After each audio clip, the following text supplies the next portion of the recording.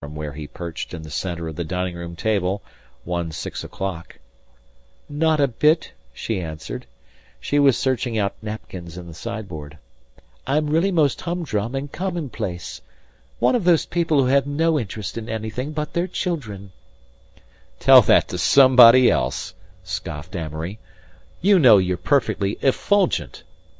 He asked her the one thing that he knew might embarrass her. It was the remark that the first boar made to Adam. "Tell me about yourself."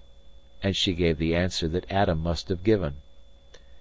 "There's nothing to tell."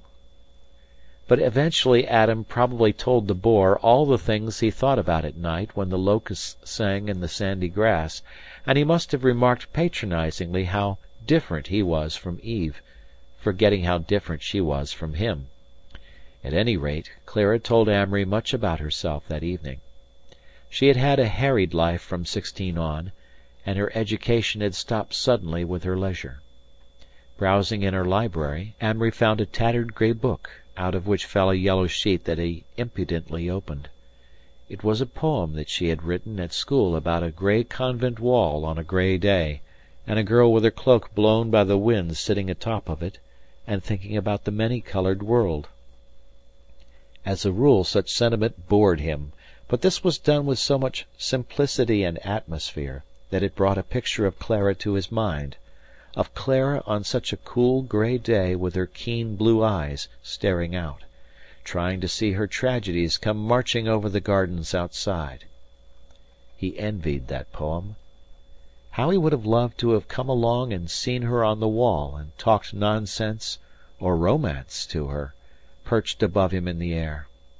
He began to be frightfully jealous of everything about Clara, of her past, of her babies, of the men and women who flocked to drink deep of her cool kindness and rest their tired minds as at an absorbing play. "Nobody seems to bore you," he objected. "About half the world do," she admitted. "But I think that's a pretty good average, don't you?" And she turned to find something in Browning that bore on the subject. She was the only person he ever met who could look up passages and quotations to show him in the middle of the conversation, and yet not be irritating to distraction. She did it constantly with such a serious enthusiasm that he grew fond of watching her golden hair bent over a book, brow wrinkled ever so little at hunting her sentence. Through early March he took to going to Philadelphia for week-ends. Almost always there was someone else there, and she seemed not anxious to see him alone, for many occasions presented themselves when a word from her would have given him another delicious half-hour of adoration. But he fell gradually in love, and began to speculate wildly on marriage.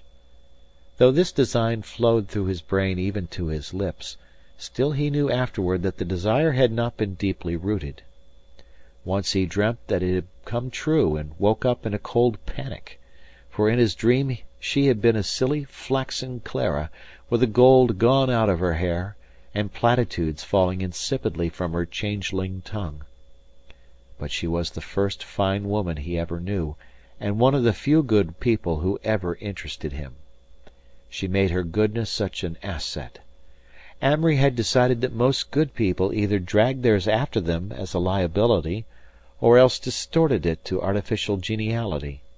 And of course there were the ever-present prig and Pharisee, but Amory never included them as being among the saved. St. Cecilia.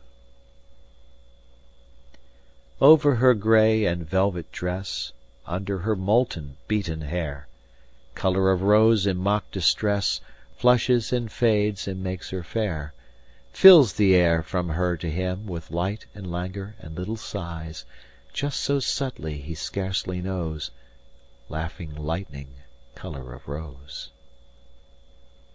"Do you like me?" "Of course I do," said Clara seriously. "Why?" "Well, we have some qualities in common, things that are spontaneous in each of us, or were originally." "You're implying that I haven't used myself very well?" Clara hesitated. "Well, I can't judge. A man, of course, has to go through a lot more, and I've been sheltered." "Oh, don't stall, please, Clara," Amory interrupted. "But do talk about me a little, won't you?" "Surely. I'd adore to." She didn't smile. "That's sweet of you. First answer some questions. Am I painfully conceited?" "Well, no, you have tremendous vanity, but it'll amuse the people who notice its preponderance." "I see." "You're really humble at heart. You sink to the third hell of depression when you think you've been slighted. In fact, you haven't much self-respect." "Centre of target twice, Clara. How do you do it? You never let me say a word." "Of course not. I can never judge a man while he's talking. But I'm not through. The reason you have so little real self-confidence, even though you gravely announce to the occasional Philistine that you think you're a genius, is that you've attributed all sorts of atrocious faults to yourself, and are trying to live up to them. For instance, you're always saying that you are a slave to highballs." "But I am, potentially." "And you say you're a weak character, that you've no will." "Not a bit of will. I'm a slave to my emotions, to my likes, to my hatred of boredom, to most of my desires." "You are not." She brought one little fist down onto the other. "You're a slave, a bound, helpless slave to one thing in the world, your imagination." "You certainly interest me. If this isn't boring you, go on." "I notice that when you want to stay over an extra day from college you go about it in a sure way. You never decide at first while the merits of going or staying are fairly clear in your mind. You let your imagination shinny on the side of your desires for a few hours, and then you decide. Naturally your imagination, after a little freedom, thinks up a million reasons why you should stay, but your decision when it comes isn't true. It's biased." "Yes," objected Amory, "but it isn't lack of will power to let my imagination shinny on the wrong side." "My dear boy, there's your big mistake. This has nothing to do with will power. That's a crazy, useless word. Anyway, you lacked judgment. The judgment to decide at once when you know your imagination will play you false, given half a chance." "Well, I'll be darned!" exclaimed Amory in surprise. "That's the last thing I expected." Clara didn't gloat. She changed the subject immediately. But she had started him thinking, and he believed she was partly right. He felt like a factory owner who, after accusing a clerk of dishonesty, finds that his own son, in the office, is changing the books once a week.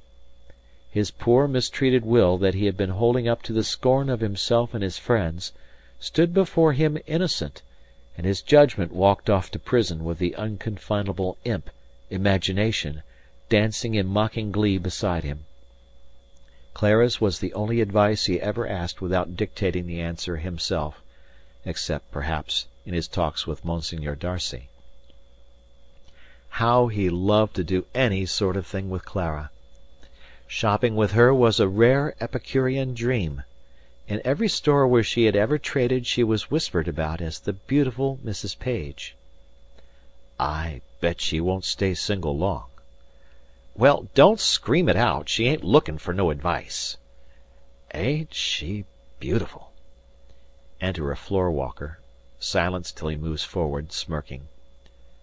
"Society person, ain't she?" "Yeah, but poor now, I guess, so they say." "Gee, girls, ain't she some kid?" And Clara beamed on all alike. Amory believed that trade people gave her discounts, sometimes to her knowledge and sometimes without it. He knew she dressed very well, had always the best of everything in the house, and was inevitably waited upon by the head floor walker at the very least. Sometimes they would go to church together on Sunday, and he would walk beside her and revel in her cheeks moist from the soft water in the new air. She was very devout, always had been, and God knows what heights she attained and what strength she drew down to herself when she knelt and bent her golden hair into the stained glass light. "Saint Cecilia!" he cried aloud one day, quite involuntarily, and the people turned and peered, and the priest paused in his sermon, and Clara and Amory